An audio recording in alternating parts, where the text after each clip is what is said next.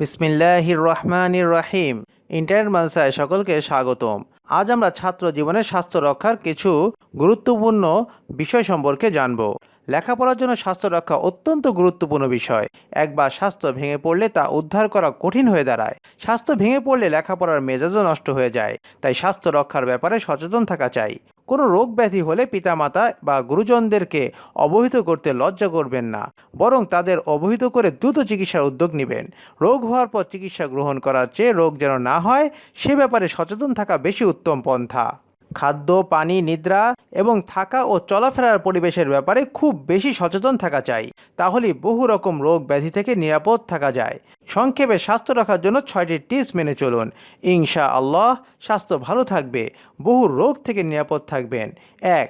যে খাদ্য খাবারে পেট নষ্ট হয় কিংবা যাতে মেদ বা কফ বৃদ্ধি পায় এমন খাদ্য খাবার থেকে যথাসম্ভব বিরত থাকা উত্তম। 2. পানি বিশুদ্ধ হওয়া চাই। পানিতে সমস্যা থাকলে বহু রকম রোগ ব্যাধি হতে পারে। বিশুদ্ধ পানি পান করুন। প্রয়োজনে পানি ফুটিয়ে পান করুন। পানি ফোটানোর মতো ব্যবস্থা বা সময় সুযোগ না থাকলে ওয়াটার পিউরিফাই ট্যাবলেট দিয়ে পানি বিশুদ্ধ করে নিন। 3. ঘুম পরিমিত হওয়া চাই।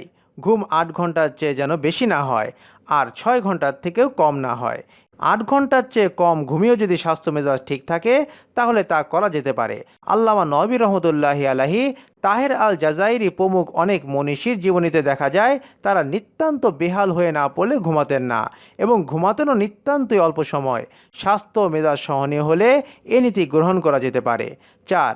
প্রতিদিন কিছু সময় অন্তত 35 থেকে 40 মিনিট হাঁটাচলা করা স্বাস্থ্যের জন্য খুব উপকারী।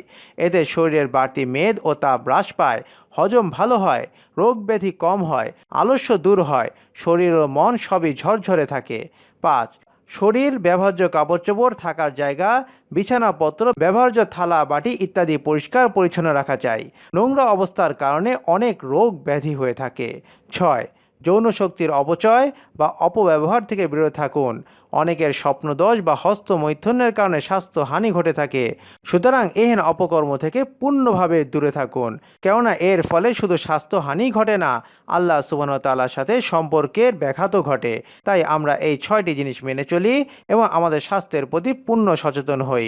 তবে আল্লাহ সুবহানাহু ওয়া তাআলার পক্ষ থেকে আমরা অনেক জাযা প্রাপ্ত হতে পারবো। ওমা আলাইনা ইল্লাল বালাগ।